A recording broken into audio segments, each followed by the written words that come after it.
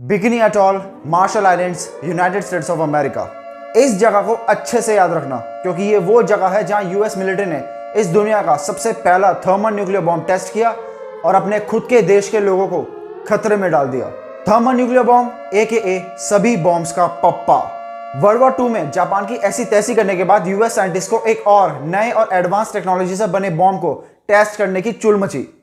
चुल जो हर किसी को कभी ना कभी मचती ही है। शराबियों को दारू पीने की, गंजेड़ियों को गांजा फूकने की और लड़कियों को बिना बात के कलेश करने की। ऐसे ही साइंटिस्टों को ऐसे अजीब और गरीब टेस्ट और एक्सपेरिमेंट करने की चुल मचती रहती है। ये उनके लिए कोई नई बात नहीं है।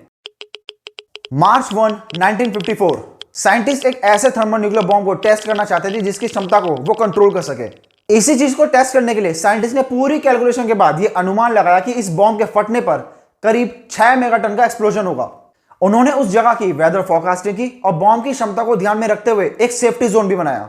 वहां के आसपास के आइलैंड्स पर मिलिट्री और रेस्क्यू टीम को भी तैनात कर दिया गया। इस पूरे ऑपरेशन का नाम रखा गया कैसल ब्रावो। अब वक्त हो चुका था इस दुनिया का सबसे पहला थर्मल न्यूक्लियर बॉम्ब को टेस्ट करने का। सुबह के 6:45।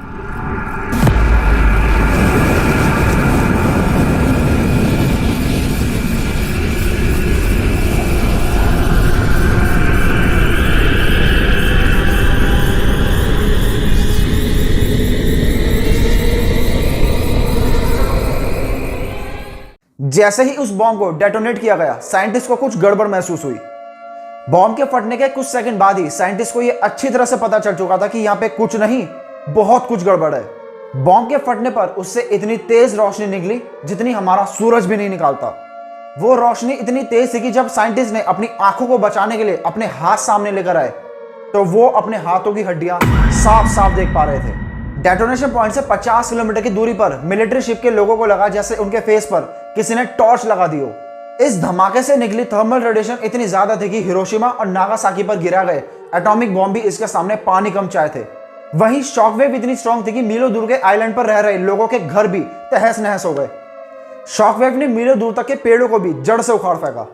उस बॉम्ब से निकली मशरूम शेप की फायर क्लाउड की लंबाई करीब 40 किलोमीटर और चौड़ाई करीब 10 किलोमीटर थी और यह सब कुछ ही सेकंड में हुआ था।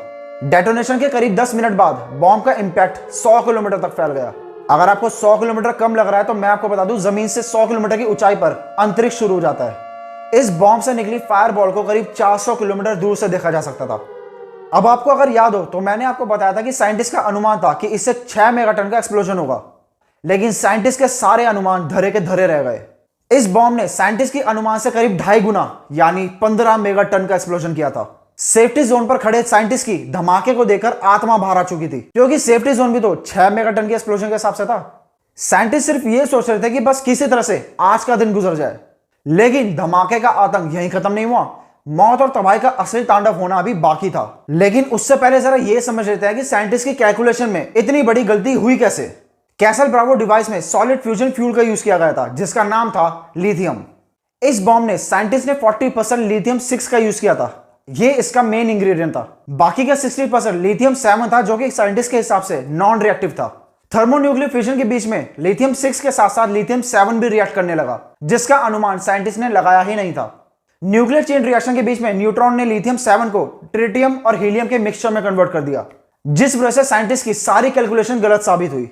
जिस वजह से इस धमाके की एनर्जी इतनी ज्यादा थी जितनी कि वर्ल्ड वॉर 2 में इस्तेमाल किए गए छोटे से लेकर बड़े बॉम्ब की भी नहीं थी। अब जैसा कि मैं आपको अपनी पुरानी वीडियोस में पहले बता ही चुका हूं, न्यूक्लियर बॉम्ब का सबसे खतरनाक पहलू होता है न्यूक्लियर फॉल आउट।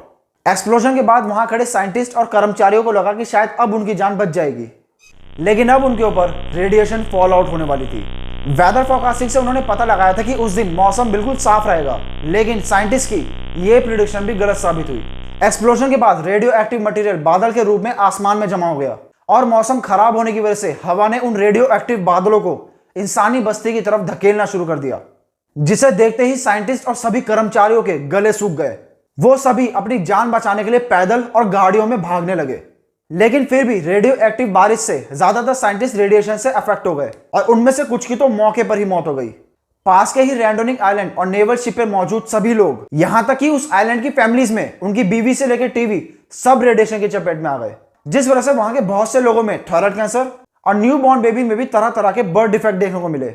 उसी दिन डेंजर जोन से कुछ ही दूरी पर एक जापानीज फिशिंग बोट जिसका नाम था डाइगो फुकुयू मारू AKA लकी ड्रैगन 5, ये एक 23 क्रू मेंबर्स वाली फिशिंग बोट थी जो उस दिन रेडिएशन के डायरेक्ट कांटेक्ट में आ गई और उन सभी जापानीज क्रू मेंबर्स को रेडिएशन सिकनेस होने लगी और कुछ महीने बाद ही उन 23 क्रू मेंबर्स में से आधे क्रू मेंबर्स की दर्दनाक मौत हो गई, जिसके बाद ये इंटरनेशनल मैटर बन गया। यूएस ने माफी के तौर पर जापान को करीब $15 मिलियन और लकी ड्रैगन 5 के सभी सर्वाइविंग क्रू मेंबर्स को अलग अलग $55,000 दिए। इस फिशिंग बोट का नाम था लकी ड्रैगन, बट ये उन क्रू मेंबर्स के लिए बहुत ही अनलकी साबित हुई। गाइस, यूएसए ने 1952 से लेकर 1992 तक हजारों न्यूक्लियर वेपन टेस्ट किए और अगर एस्टिमेट लगाया जाए तो इन न्यूक्लियर बॉम्ब की टेस्टिंग और कुछ बेवड़े साइंटिस्ट की चुल की वजह से सिर्फ यूएसए में ही करीब 3 लाख सिविलियंस की जान चली गई और न जाने कितने लोगों को आज भी कैंसर है।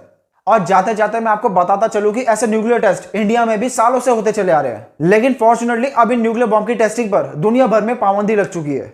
जिन जिन देशों के पास भी आज के वक्त न्यूक्लियर वेपन्स है वो हमेशा एक दूसरे को न्यूक्लियर हमले की धमकी देते रहते हैं और बाद में बोलते हैं कि हमारे पास तो ये डिफेंस के लिए है। इन विनाशकारी हथियारों को यूज करने के बाद कौन किसको डिफेंड करेगा भाई? न्यूक्लियर वेपन छोटा हो या बड़ा वो हमेशा मौत और तबाही लेकर आता है। आई होप कि इस दुनिया में कभी न्यूक्लियर वॉर ना हो, लेकिन ये एक दिन होगी जरूर आपकी इसी जिंदगी में। Over and out.